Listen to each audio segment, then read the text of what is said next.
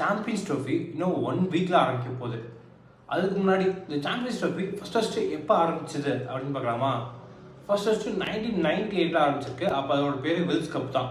So இந்த tournament எதுக்கு start பண்ணுறாங்கன்னா, ஐசிசி என்ன பிளான் பண்ணியிருந்தாங்கன்னா, நிறைய நேஷன்ஸ் கிரிக்கெட் ஆட மாட்டேங்குது, அங்கே கிரிக்கெட் ஆட வைக்கிறதுக்கு நமக்கு கையில் ஃபண்ட் வேணும், இதுக்கெல்லாம் நமக்கு அமௌண்ட் வேணும்னா நம்ம ஒரு டோர்னமெண்ட் செட் பண்ணலாம் அப்படின்னு சொல்லிட்டு டெஸ்ட் பிளேயிங் நேஷன்ஸ் 9 கண்ட்ரி மட்டும் வச்சுக்கிட்டாங்க. அப்போ வேர்ல்டு கப்புக்கு மவுஸ் குறைஞ்சிச்சுன்னா என்ன பண்ணுறது அப்படிங்கிற ஒரு ரீசனால இது வந்து லீக்கில் அது வைக்கணும்னா டேரெக்டாக knock out, quarter final, semi-final, final அப்படின்னு வச்சு சின்ன டோர்னமெண்ட்டாக வச்சு முடிச்சிடலாம் அப்படின்னு சொல்லிட்டு தான் இந்த வேர்ல்ட் கப் ஆரம்பித்தாங்க. அப்படி ஆரம்பிக்கும் போது 9 டீம் இருந்தனால லாஸ்ட்டாக 8th இருந்த டீமும் 9th இருந்த ஜிம்பாப்வேக்கும் ஒரு ப்ரீ குவார்டர் ஃபைனல் மாதிரி வச்சுட்டு அவங்களையும் குவார்டர் ஃபைனல் எடுத்துக்கலாம். ஏன்னா 8 டீம் இருந்தால் தான் குவார்டர் ஃபைனல், செமிஃபைனல், ஃபைனல் அந்த மாதிரி ஷெடியூல் போட முடியும். அந்த ஒரு ரீசனால நியூசிலாண்டு, ஜிம்பாப்வேக்கு மட்டும் ப்ரீ குவார்டர் ஃபைனல் வச்சுருக்காங்க. ரொம்ப மினிமம் மேட்சஸில் இந்த கேமை முடிச்சிடலாம் அப்படின்னு சொல்லிட்டு இந்த டோர்னமெண்ட் ஆரம்பிச்சிருக்காங்க. ஆரம்பித்த முதல் மேட்ச்லேயே இந்தியா வந்து ஆஸ்திரேலியாவை அடித்து வெளியே அனுப்பிட்டாங்க. ஸோ வந்து டோர்னமெண்ட் ஃபஸ்ட் மேட்ச்சில் ஃபயர் ஆன சச்சின் அடுத்த மேட்ச்சில் ஃபயர் ஆகலை. ஆனால் அந்த டோர்னமெண்ட்டுக்குனே பேர் போன சௌரவ் கங்குலி அந்த செகண்ட் மேட்சும் செமிஃபைனலில் ஒரு 80+ அடிச்சிருக்காரு. இந்தியா ஒரு டீசெண்டான டார்கெட்டுக்கு எடுத்துகிட்டு போயிருக்காரு. ஆனால் வெஸ்ட் இண்டீஸ் அந்த டைமில் ஒரு நல்ல டீம் தான். ஸோ அந்த ஒரு ரீசனால் அவங்களுக்கு அந்த 250 ஈஸியாக அடிக்கிற மாதிரி இருந்துச்சு அண்ட் அச்சீவபிள் டார்கெட்டாக இருந்துச்சு. அதனால் இந்தியாவை ஒரு 3 hours முன்னாடியே மேட்ச் முடிச்சுட்டு போயிட்டாங்க. அண்ட் அடுத்த ஃபைனல்ஸ். ஸோ நம்ம எப்படி இந்த சோக்கர்ஸு, அந்த க்ளவுன்ஸு அப்படின்னு சொல்லி சவுத் ஆஃப்ரிக்கா, நியூசிலாண்டை ப்ரொடெக்ட் பண்ணுறோமோ அவங்க தான் ஃபஸ்ட் டோர்னமெண்ட் அடிச்சிருக்காங்க. சவுத் ஆஃப்ரிக்காவுக்கு அதான் ஃபஸ்ட்டு டோர்னமெண்ட் ஃபைனல். அந்த டோர்னமெண்ட் ஃபைனல்லையும் சவுத் ஆஃப்ரிக்கா மேட்சை ஈஸியாக வின் பண்ணிட்டு போகிறாங்க. அதுக்கு மெயின் ரீசன் ஜாக் காலிஸ் இந்த டோர்னமெண்ட் ஃபுல்லாகவே நல்லா கான்ட்ரிபியூட் பண்ணியிருக்காரு. ஸோ பேட்டிங் மட்டும் இல்லை, பவுலிங்லையுமே எப்படி செமிஃபைனலில் ரன் வேணுமா, சரி ஓகே நான் செஞ்சுரி போடுறேன், ஓகே ஃபைனலில் விக்கெட் வேணுமா, நான் ஒரு 5 விக்கெட் ஹால் எடுக்கிறேன் அப்படின்னு சொல்லிட்டு இந்த டோர்னமெண்ட் ஃபுல்லாக பர்ஃபார்ம் பண்ணிட்டு ஜாக் காலிஸ்க்கு ஃபைனலையும் பர்ஃபார்ம் பண்ணுறாரு. 250 ஈஸியாக சேஸ் பண்ணிடுறாங்க. அண்ட் ஜாக் காலிஸ்க்கு மேன் ஆஃப் த சீரீஸும் கொடுத்துட்றாங்க. அந்த டோர்னமெண்ட் ஃபைனலில் பில்லோ வேலஸ் செஞ்சுரி போட்டிருக்காரு. 102 பால் 103 அடிச்சிருக்காரு. ஆனால் அவருக்கு யாருமே சப்போர்ட் கொடுக்கல. வெஸ்ட் இண்டீஸ்க்கு ரொம்ப நாளாக ஓப்பனர்ஸ் அமையல அப்படின்னு இந்த பிரச்சனையை ஸோ பில்லோ வேலஸ் அப்போ தீர்த்து வச்சிட்டாரு அப்படின்னு நினச்சாங்க. பட் அந்த டோர்னமெண்ட்டுக்கு அப்புறம் பில்லோ வேலஸும் பெருசாக அடிக்கல. அடுத்த 2000 இது ஐசிசி சாம்பியன்ஸ் ட்ரோஃபின்னு சொல்லாமல் ஐசிசி நாக் அவுட்னு சொல்லி புது பேரில் வந்துச்சு. ஸோ அப்போக்குமா எங்களுக்கு ஐசிசி சாம்பியன்ஸ் ட்ரோஃபி இதுக்கு பேர் வைக்கல. ஸோ அந்த டோர்னமெண்ட்டில் இங்கே யாருக்கு கீழே விளையாண்டுச்சுன்னா கங்குலி கீழே. நம்ம டைமில் எப்படி தவானோ அதே மாதிரி அவங்க டைமில் கங்குலி சாம்பியன்ஸ் ட்ரோஃபி வந்தார். ஆள் வந்து ஒரு வேற மாதிரி ஆள மாறிடுவார். லைக் என்னடா இப்படி அடிக்கிறான், இவன் சச்சினா இல்லை கங்குலியா, அந்த அளவுக்கு டவுட் வரும். டீம் ஒரு சூப்பர் ஸ்டார் கங்குலி தான் அப்படிங்கிற மாதிரி டோர்னமெண்ட் ஃபுல்லாகவே ஃபயராக அடிப்பார் கங்குலி. ஸோ செமிஃபைனலையும் சரி, ஃபைனல்லையும் சரி பேக் டு பேக் சென்ச்சுரிஸ் போட்டிருக்காரு. இந்தியாவை ஒரு நல்ல பொசிஷனுக்கு எடுத்து போயிட்டாரு. ஸோ செமிஃபைனலில் 1 சைடு கேமாக இருந்தாலும் ஃபைனலையும் ஒரு நல்ல ஸ்கோர் போட்டிருக்காங்க. ஒரு 260+ அடிச்சிருக்காங்க. ஸோ இந்த டார்கெட் போதும் அப்படின்னு நினைக்கும் போது தான் ஆப்போசிட் வந்து யாரும் வந்ததா நியூசிலாண்டு செமிஃபைனலுமே ஒரு 187 for 6 அப்படின்னு சொல்லிட்டு விக்கெட்டை லூஸ் பண்ணிட்டு கடைசி விக்கெட்டுக்கு வந்து 250+ சேஸ் பண்ணியிருக்காங்க.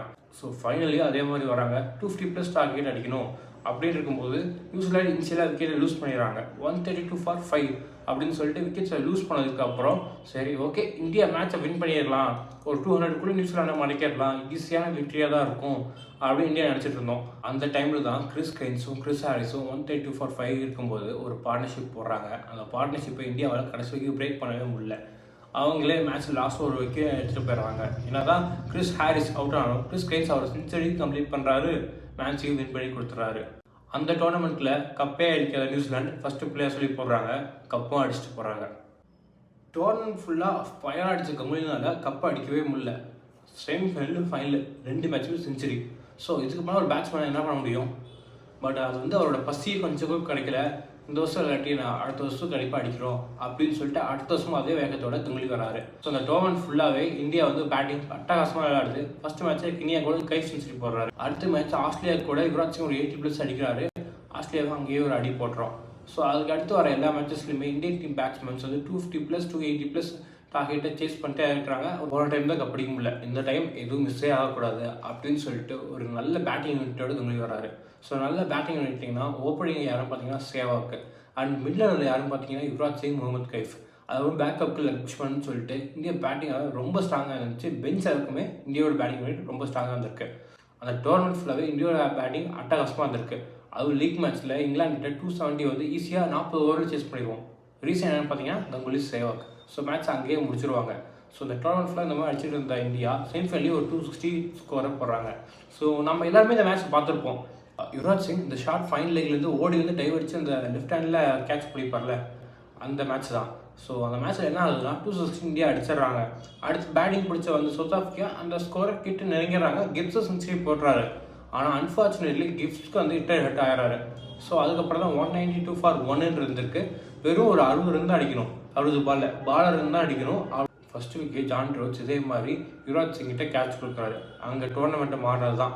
செமிஃபைனல் டோட்டலாக மாறிடுச்சு. இந்தியன் ஸ்பின்னர்ஸ் பூந்து விளையாடிட்டாங்க.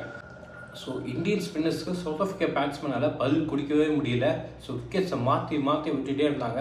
கடைசியில் பார்த்தா இந்தியா 10 ரன் வித்தியாசத்தில் மேட்சை வின் பண்ணிட்டாங்க. ஸோ அந்த அளவுக்கு கேம் வந்து லாஸ்ட் 10 ஓவர்ஸில் ஸ்பின்னர்ஸ்னால சேஞ்ச் ஆகிடுச்சு. அதுக்கு முக்கியமான ஒரு ரீசன் யாருன்னு பார்த்தீங்கன்னா யுவராஜ் சிங். அவர் பிடிச்ச அந்த கேட்ச் தான் அந்த மேட்சே மாற்றிடுச்சு. ஸோ இந்தியா ஃபைனலுக்கு பம்ப்டப்பாக போடுறாங்க. இந்த டீம் வந்து எங்கேயுமே தோக்கடிக்க முடியாது அப்படின்னு சொல்லிட்டு போகும்போது ஆப்போசிட்ல யாரும் பார்த்தீங்கன்னா ஸ்ரீலங்காவும் அதுக்கு ஏற்ற மாதிரி டோர்னமெண்ட்டாக ஃபயராக வச்சுருந்தாங்க. பேட்டிங்கில் இல்லை, பவுலிங்கில். ஸோ டீசெண்டான பேட்டிங் இருந்தாலுமே அவங்க பவுலிங் ரொம்ப ஸ்ட்ராங்காக இருந்திருக்கு. எந்த அளவுக்கு ஸ்ட்ராங்காக இருக்குன்னு பார்த்தீங்கன்னா ஆஸ்திரேலியாவை 132 ஆல் அவுட் ஆக்கி மேட்சை ஈஸியாக வின் பண்ணிட்டு ஃபைனல் வந்திருக்காங்க.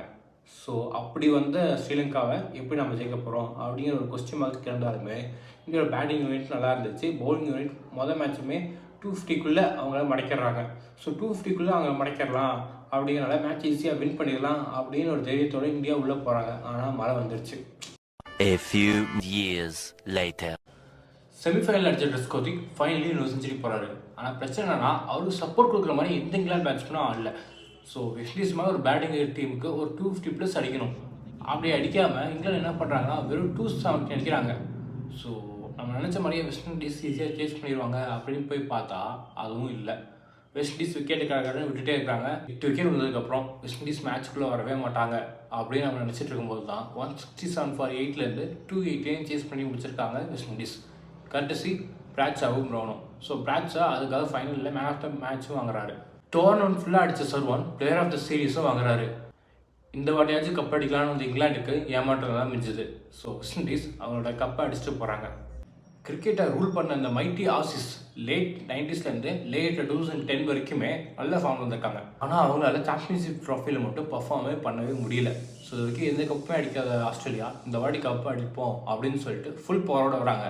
அங்கே மிடில் ஆர்டரில் வந்து யங்ஸ்டர்ஸாக இருந்த மைக்கேல் ஹஸி, சைமன்ஸ், கிளார்க்குன்னு சொல்லிட்டு நல்லா பேட்டிங் பவர்ஸும் இருக்குது.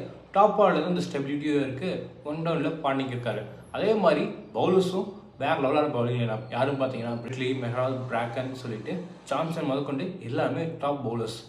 இந்த வாட்டி கண்டிப்பாக இந்த டீம் கப் அடிக்கும் அப்படின்னு எல்லாரும் எதிர்பார்த்தாங்க. அண்ட் அதுதான் நடந்துச்சு.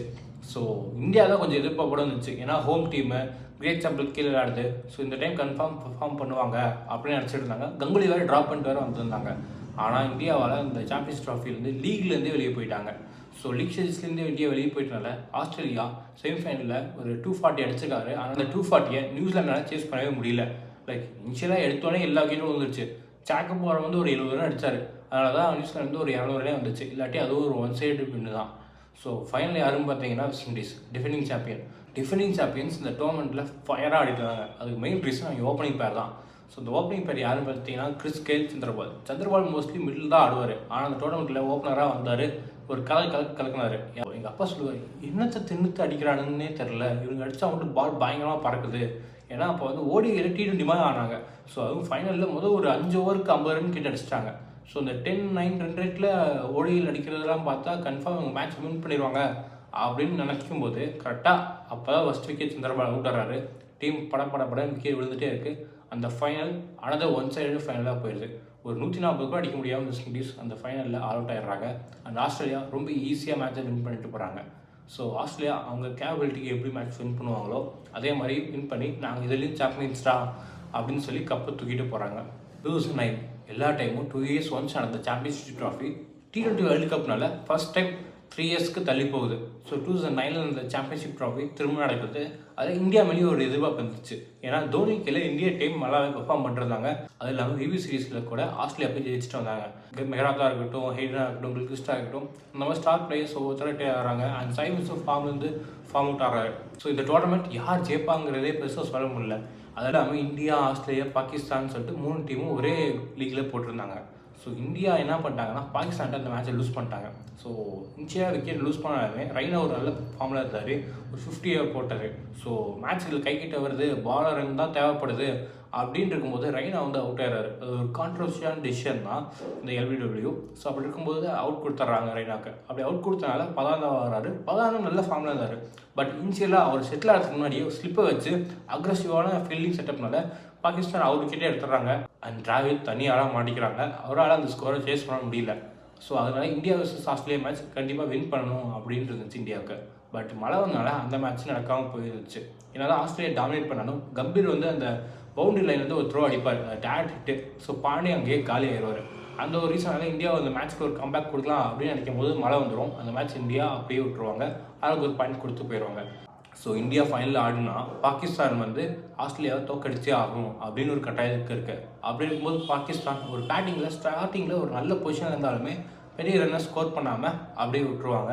அந்த மேட்ச்சை ஈஸியாக வின் பண்ணிடுவாங்க. ஸோ அடுத்த நாள் நியூஸ் பேப்பரில் பாசாங்க ஆட்டம் ஆடிய பாகிஸ்தான் அப்படின்னு சொல்லிட்டு நியூஸ் பேப்பரில் ஹெட்டிங் லைனில் வந்திருக்கு. நம்ம எல்லாத்துக்குமே தெரிஞ்சிருக்கோம் 2019 வந்து இந்தியா வந்து இங்கிலாந்து ஜெயிச்சிருந்தா இங்கிலாந்து வந்து வெளியே போயிருக்கோம், பாகிஸ்தான் வந்து உள்ளே வந்திருக்கோம். அப்படி இருக்கும்போது தோனி தான் பேட்டிங் வந்தார். அந்த ஆட்டம் ரொம்ப ஸ்லோவாக ஆடுவார் தோனி. லைக் எப்பவுமே ஸ்லோவாக ஆனாலும் கடைசியாக வந்து அதுக்கு மேட்ச் பண்ணிடுவார். ஆனால் அந்த ஆட்டம் அப்படி மேட்ச் பண்ண முடியல அவரால். ஸோ அதனால தோனி வந்து அப்போ வந்து கேப்டன் தோனி தானே 2009, அதுக்கு 10 இயர்ஸ் கழிச்சு தோனி வந்து ரிவெஞ்ச் எடுத்திருக்காரு அப்படின்னு சொல்லிட்டு நான் எப்போயும் சொல்லியிருந்தாங்க. பட் அது எந்த அளவுக்கு உண்மைன்னு தெரில. பட் ஆனால் 2009 பாகிஸ்தான் அந்த ஸ்லோவான ஆட்டம் அந்த ஆஸ்திரேலியா கிட்ட ஜெயிக்க முடியாத அந்த ரீசனால் இந்தியா வெளியே போயிடுது. ஆஸ்திரேலியா ஈஸியாக உள்ள வந்துடுறாங்க. ஆஸ்திரேலியா அதுக்கப்புறம் பார்த்தீங்கன்னா எந்த மேட்சுமே தோக்கவே மாட்டாங்க. ஆஸ்திரேலியா அந்த டோர்னமெண்ட் ஃபுல்லாக என்னதான் ஒரு ஆல்டர்னேட் டீமாக இருந்தாலுமே எக்ஸ்ட்ரா நிறைய பெர்ஃபார்ம் பண்ணாங்க. ஒன் சைடாக எல்லா மேட்சுமே வின் பண்ணிட்டே வந்தாங்க. ஃபைனல் அதே மாதிரி தான் நியூசிலாண்டை போகிறாங்க. நியூசிலாண்டையும் ஒரு ஒன் சைடாக அந்த மேட்சை வின் பண்ணிட்டு வந்துடுறாங்க. 200 ஃபைனலில் ஆஸ்திரேலியா அடித்து டிஃபெண்ட் பண்ணுறது சாத்தியமே இல்லாத விஷயம். ஸோ அந்த ஃபைனலில் அதுதான் நடக்குது. ஆஸ்திரேலியா ஈஸியாக வின் பண்ணிடுறாங்க. அண்ட் டோர்னமெண்ட் ஃபுல்லாக ஃபயர் ஆன ரிக்கி பாண்டிங்க்கு மேன் ஆஃப் த சீரீஸ் கிடைக்குது. அந்த மேட்ச்சில் அடித்த மேன் ஆஃப் ஃபைனல்ஸ் யாருன்னு பார்த்தீங்கன்னா ஹுசேன் வாட்ச். ஸோ அப்போலேருந்தே அவர் ஃபைனல்லாம் அடிப்பார். ஸோ அந்த மேட்ச்சை அவர் அடித்து வின் பண்ணி கொடுத்துட்றாங்க. ஸோ அந்த கப்பும் ஆஸ்திரேலியாவுக்கு போகுது. Back to back championship trophy அடிக்கிறாங்க. என்னதான் இந்தியா வந்து வேர்ல்ட் கப் ஜெயிச்சாலும் T20 வேர்ல்ட் கப் ஜெயிச்சாலும் 2013 வரைக்கும் இந்தியா வந்து லீக் ஸ்டேஜஸ் லீக் T20 டோர்னமெண்ட்டில் வெளியே வந்துடுறாங்க. அந்த ஒரு ரீசனால் தோனி மேலே ஒரு பெரிய கேள்விக்குறி இருக்குது. ஸோ மற்ற இந்தியன் பிளேயர்ஸ்லாம் வெளியே அமிச்சிட்டாரு, டிராவிட் அமிச்சிட்டாரு, அதுக்கப்புறம் கம்பீர், சேவாக், கங்குலின்னு சொல்லிட்டு எல்லா டீம் பிளேயர்ஸையும் வெளியே உட்கார வச்சுட்டாங்க, ODIலேருந்து எடுத்துட்டாரு. ஸோ அதனால தோனியோட பொசிஷன் மட்டும் எப்படி, அவர் தான் கேப்டனாக பெருசாக ஒன்றும் பண்ண மாட்டாரு, வேர்ல்ட் கப் அடிச்சாரு ஓகே, ஆனால் T20 வேர்ல்ட் கப்ஸ்லாம் பெருசாக அடிக்கல. அது இல்லாமல் எப்படி சீனியர் பிளேயர்ஸ்லாம் வேர்ல்ட் கப் அடிச்சு கொடுத்தா சீனியர் பிளேயர்ஸை எப்படி அவர் உட்கார வைக்கலாம் அப்படின்னு சொல்லிட்டு அவருக்கு மேலே ஒரு கொஸ்டின் மார்க் இருக்குது. அப்படி இருக்கும்போது தான் 2013 சாம்பியன்ஷிப் ட்ராஃபி உள்ளே வருது. அப்போ வந்து அவர் என்ன பண்ணுறாருன்னா, எனக்கு சீனியர் பிளேயர்ஸ்லாம் வேணாம், எனக்கு ஜூனியர்ஸே போதும், எனக்கு ஓப்பனர்ஸ் வேணால் பரவாயில்ல. ரோஹித் சர்மா அந்த டைம் வந்து மும்பைக்காக மில் ஆர்டர் நல்லா ஆடினார். தினேஷ் கார்த்திக் அந்த டைம் மில் ஆர்டர் நல்லா ஆடினார். ஸோ அதனால் அவங்க 2 பேர்த்தையுமே உள்ளே கொண்டு போட்டிருக்காங்க. அண்ட் முரளி விஜய் CSKக்கு ஓப்பனிங் ஒரு பர்டிகுலர் சீசன்ஸ் வரைக்குமே நல்லா ஆடியிருக்காரு. ஸோ அதனால சேவாக ட்ராப் பண்ணிட்டு அவர் ஓப்பனராக எடுத்துகிட்டு போயிருக்காங்க. ஆனால் ப்ராக்டிஸ் மேட்ச்சில் முரளி விஜய் பெருசாக பர்ஃபார்ம் பண்ணல, ரோஹித் சர்மாவும் பெருசாக பர்ஃபார்ம் பண்ணல. ஆனால் முரளி விஜய் ரோஹித் சர்மாவுக்கு ஒரு நல்ல IPL சீசன் வந்திருக்கு. மில்லரில் அடிக்கிறதுக்கு வந்து தினேஷ் கார்த்திக் நல்லா பர்ஃபார்ம் பண்ணியிருந்தாரு. ஸோ அந்த ஒரு ரீசனால் தினேஷ் கார்த்திக் மில்லர்லேயே வச்சுக்கலாம், நம்ம ஓப்பனிங் ரோஹித் சர்மாவை அனுப்பலாம் அப்படின்னு சொல்லிட்டு வேறு வழி இல்லாமல் தான் ரோஹித் சர்மா ஓப்பனிங் இருக்கிறாரு. ஆனால் ரோஹித் சர்மா அவர் கொடுத்த ஆப்பர்ச்சுனிட்டியை ஒன்ஸ் மேட்ச் ஆரம்பிச்சதுக்கப்புறம் பயங்கரமாக பர்ஃபார்ம் பண்ணி எல்லா மேட்சுமே அடிக்க ஆரம்பிச்சிடறாரு. அந்த முக்கியமான மேட்ச்சு தவான் தான். தவான் வந்து சாம்பியன்ஷிப் ட்ராஃபினாலே ஒரு கோல்டன் பேட் அவருக்கு தான். நீங்கள் டேரெக்டாக கொண்டு போய் அவர் கையிலே கொடுத்துடலாம். 2 tournament back to back top ஸ்கோரராக வராரு. 2013 கப் அடிச்சுட்டு போகிறாங்க. அது ஒரு மெயின் ரீசன் யாருன்னு பார்த்தீங்கன்னா கோலியும் ஜடேஜாவும் தான். ஏன்னா ஃபைனலில் மழை வந்தனால 21 மேட்சாக மாற்றிடுவாங்க. மாற்றினதுக்கப்புறம் இந்தியன் பேட்ஸ்மேன்ஸ் எல்லாரும் பேக் டு பேக் அவுட் ஆயிடுவாங்க. தோனிக்கும் டக் அவுட் ஆயிடுவார். ஆனால் அந்த மேட்ச்சில் கோலி வந்து ஒரு 40+ அடிப்பார். அண்ட் ஜடேஜா 25 பால் 33 அடிப்பார். அதெல்லாம் பவுலிங்கும் 2 விக்கெட் எடுப்பார். ஸோ அந்த ஒரு ரீசனால் ஜடேஜாவுக்கு மேன் ஆஃப் த மேட்ச் கொடுத்துருவாங்க. பிளே ஆஃப் த சீரீஸ் யாருன்னு பார்த்தீங்கன்னா தவான் கொடுத்துருவாங்க. ஸோ இந்த T20 வேர்ல்ட் கப்ஸ் திரும்ப நடக்கிறதுனால இந்த சாம்பியன்ஷிப் ட்ராஃபி 2 இயர்ஸ்லேருந்து 4 இயர்ஸ் ஒன்ஸாக மாற்றிட்டாங்க. ஸோ அதுக்கு அடுத்து நடந்தது தான் 2017 நடந்தது. ஸோ 2017 இந்தியா போகும்போது ஃபேவரட்ஸாக போனாங்க. தோனிக்கு இல்லாமல் கோலிக்கு கேப்டன்ஷிப்பில் இந்தியாவை வெளில போனாங்க. ஆனால் இந்தியாவோட டாப் 3 பேட்ஸ்மேன் செம்ம ஃபயராக ஆடிட்டு இருந்தாங்க. இங்கிலாண்டில் ஒரு இஷ்யூ இருந்துச்சு. ஆனால் அதுக்கு முன்னாடி அந்த ODI டோர்னமெண்ட்டில் கட்டாக்கில் நடந்த மேட்ச்சில் வந்து தோனியும் சரி யுவராஜ் சிங்கும் சரி மாற்றி செஞ்சுரி போட்டுருவாங்க ஒரே மேட்ச்சில். ஸோ அதனால் நமக்கு மிடில் ஆர்டரும் செட்டில் ஆயிடுச்சு அப்படின்னு சொல்லிட்டு அந்த மிடில் ஆர்டரோட இந்தியா உள்ளே போவாங்க. ஆனால் உள்ளே போகும்போது கும்ப்ளேவுக்கும் கோலிக்கும் ஒரு பிரச்சனை இருந்துச்சு. கும்ளே வந்து ஃபைனலில் எக்ஸ்ட்ரா ஒரு பவுலர் எடுத்துகிட்டு போகலாம் அப்படின்னு சொன்னார். ஆனால் கோலி இல்லை எனக்கு எக்ஸ்ட்ரா ஒரு பேட்ஸ்மேன் வேணும், எனக்கு கண்டிப்பாக கேஎல் ராகுல் டீமில் வேணும் அப்படின்னு சொல்லி அடம் பிடிச்சி எடுத்துகிட்டு போனார்.